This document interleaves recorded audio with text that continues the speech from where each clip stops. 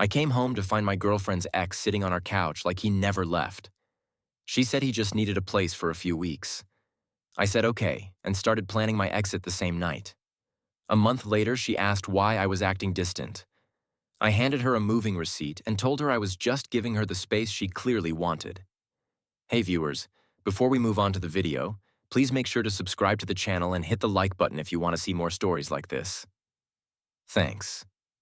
The smell hit me first. Not perfume, not dinner. Cigarette smoke, even though neither of us smoked. It clung to the air in that thin, stale way that made the apartment feel smaller. Like the walls had absorbed someone else's bad habits. I stepped inside and froze with my hand still on the door handle. There he was, Dylan, her ex, sitting on our couch in sweatpants like the furniture belonged to him. One leg crossed over the other, remote in hand, my TV on, my living room. Nina stood in the kitchen doorway holding a wooden spoon like she was about to stir a pot that did not exist. She looked at me with the expression of someone trying to smile through a car accident. "Hey babe," she said, "you're home early."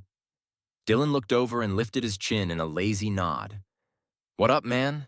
No one had told him to leave. No one had told him he was trespassing. The energy was casual, comfortable, like I was the one who had walked into the wrong apartment. I did not shout. I did not ask what the hell was going on. I did not do anything dramatic because in that first second I already understood the game. Nina had invited him here. Not to visit, not to grab something he forgot, not to drop off mail, to sit down, to settle in. I set my keys into the bowl by the door. The sound was loud in the silence that followed. What's he doing here? Nina took one step forward fast and soft like she wanted to intercept the question before it could grow teeth. Okay, so listen. Please don't get weird about this. Get weird. The phrase landed wrong. Like my reaction was the problem. Like my boundaries were a personality flaw. Dylan laughed under his breath, eyes back on the screen. Nina shot him a look and then faced me again. He just needs a place for a little while. A little while. I stared at her, waiting for the rest. Some joke, some punchline. Some explanation where this made sense in a universe where I was the boyfriend and not the landlord of her chaos. He got into a fight with his roommate, she said quickly. He has nowhere else right now. Dylan leaned back into the couch like he was testing how far he could push the cushion. Like he was measuring comfort. I felt something inside me settle into place. Not anger, not jealousy, clarity. You asked me, I said. Nina blinked like she was offended by the idea. Well, I didn't have time. It was last minute. Last minute for him, not for you. Her shoulders tightened. She sighed in a way that suggested she had already rehearsed being annoyed with me. It's not a big deal. It's just 2 weeks. He will be out before you even notice. 2 weeks.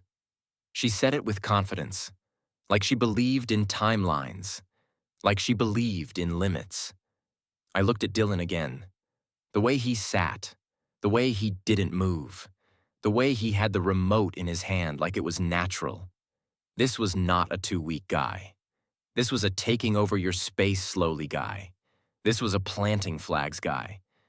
I inhaled slowly and nodded once. Okay, I said. Nina relaxed instantly. See, thank you. I knew you would be mature about it. Mature. Translation, shut up and swallow it. I walked past them toward our bedroom. Nina followed, voice lowering like she was trying to keep it private. Like that made it better. Babe, he is not here to cause problems. He just needs somewhere to reset. He has been going through a lot. I stopped in front of the bedroom door and turned to her. And what about me? She frowned. Confused? What about you? I looked at her for a long second. The question was so simple, so obvious. I lived here. I built this routine with you. I paid for half of this place. I worked overtime last month so we could afford that stupid couch he is sitting on right now. But her face showed nothing but mild impatience. You're making it about you, she said. There it was. The moment I understood the real structure of our relationship, I was not her partner. I was her stability. I opened the bedroom door and walked in. That night I did not sleep. Not because I was jealous. Not because I imagined them doing anything behind my back. Not because I wanted to confront him. Because my nervous system had recognized a pattern. A boundary had been crossed, and Nina had not hesitated. Not even a second. She had made a choice, and she had not considered me in the process. When someone shows you that, you believe them. The next morning, Dylan was still there. He was in the kitchen pouring cereal into a bowl like he lived there. No shirt, bare feet, my cabinet open. Nina was laughing at something he said, leaning her hip against the counter with that casual softness she almost never had with me anymore. She saw me and her smile tightened. Morning. Dylan didn't even turn around, just kept eating. I poured coffee into my mug and watched the dark liquid fill the ceramic like a clock counting down. I said nothing. I went to work. The first week was death by 1,000 details. Dylan taking showers that lasted 40 minutes. Dylan leaving dishes in the sink. Dylan wearing my hoodie like it was his.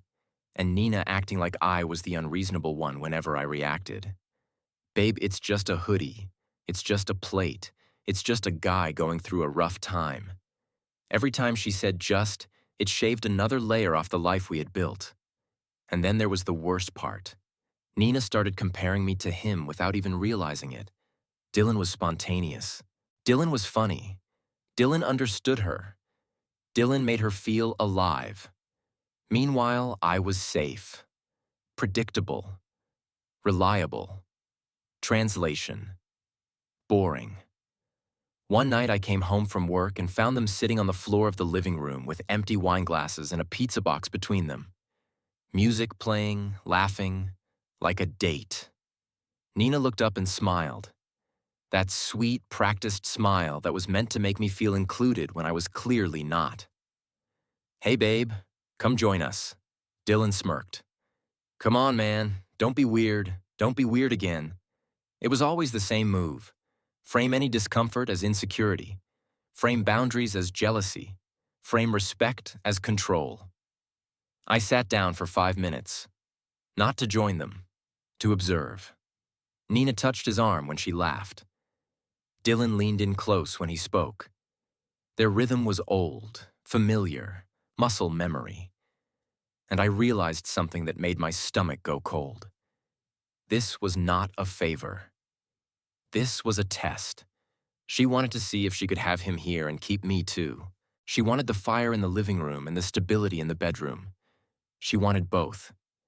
And she assumed I would accept that because I had always accepted everything else. That night after they went to bed, I sat at the kitchen table with my laptop open and I started making a list. Not a dramatic list. A logistics list. My bank accounts, separate. My subscriptions. Cancel or transfer. Lease details. Read carefully. Furniture. What was mine? What was hers? What was joint?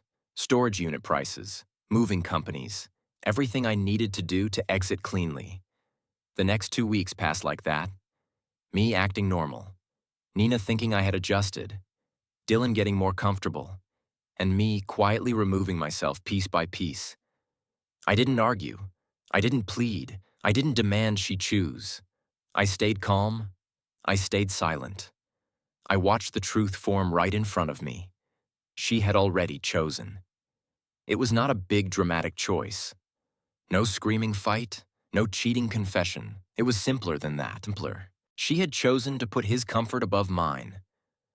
The moment she let him sit on my couch and told me not to get weird about it, she had made the decision. I just took it to its logical conclusion.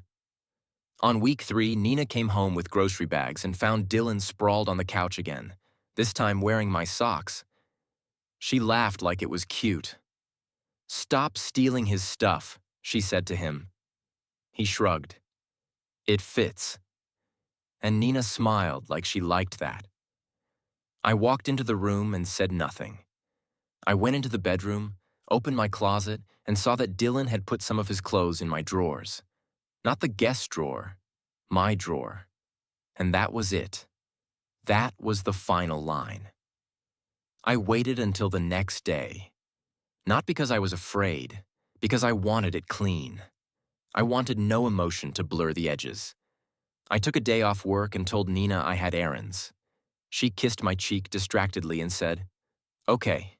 Dylan wasn't even awake yet. The moving company came at 10 a.m. Two guys with a dolly and a calm professionalism. I had everything boxed already. My clothes, my books, my electronics, my kitchen tools, my paperwork, my watch, the framed photo of my parents, the guitar I never played anymore because Nina always said it was too loud. I left the things that were shared in spirit. I took the things that were mine in identity. By noon, the apartment looked like a stage after the actors left. Only the couch remained. The couch he loved. The couch I bought. I walked into the living room and looked at it for a long second. Then I left it. Let him have the symbol. Let her keep the set. I placed my key on the kitchen counter next to a small note. You wanted space. I gave you all of it. No signature, no explanation.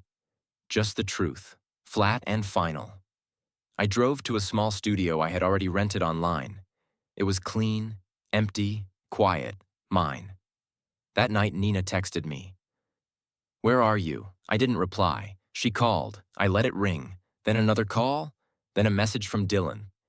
"Bro, this is dramatic. Don't do this." I laughed once. Not out loud, just inside. They always called consequences dramatic. The next morning, Nina sent a longer message. "Okay, seriously, what is going on? You're scaring me. Come home. We need to talk. We can figure this out." Figure what out? She had figured it out the moment she opened our door to him. I waited. I let her sit in the silence. At 7:40 p.m., she finally showed up at my door. I hadn't told her where I was, but Nina was the kind of person who always knew how to track someone when she needed to. She found the forwarding address on the lease portal I hadn't thought to change yet. She knocked like she was knocking on my life. I opened the door and she froze. Not because I looked angry, because I looked calm. She stepped inside, eyes scanning the small space. "This is where you are." "Yeah," I said. Her face twisted between outrage and panic. "You left me. You just left." I looked at her. "No, Nina.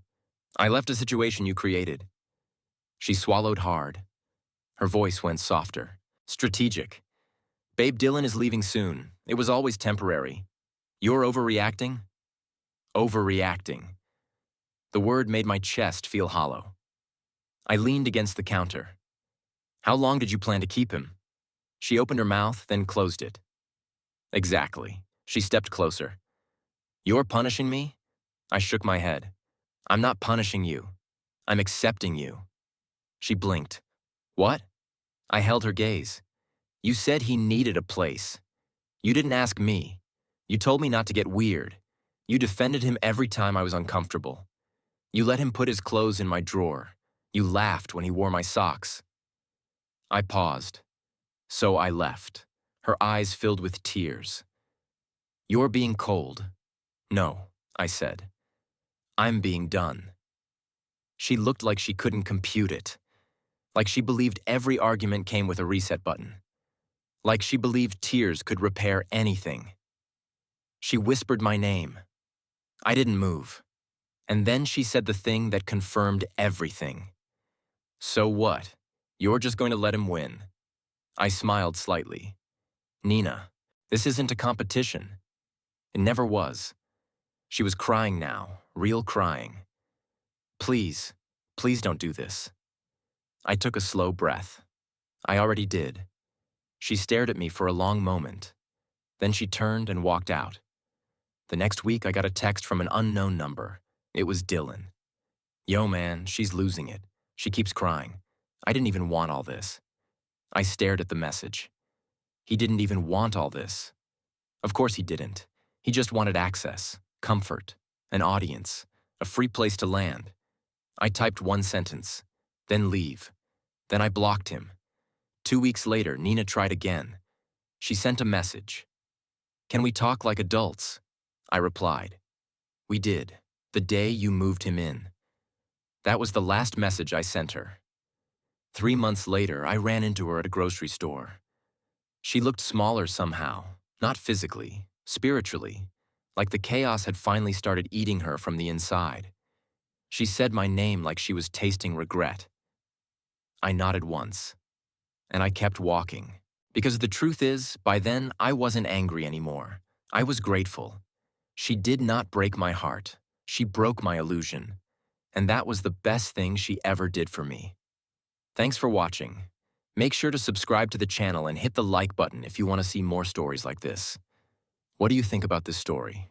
Share it in the comments.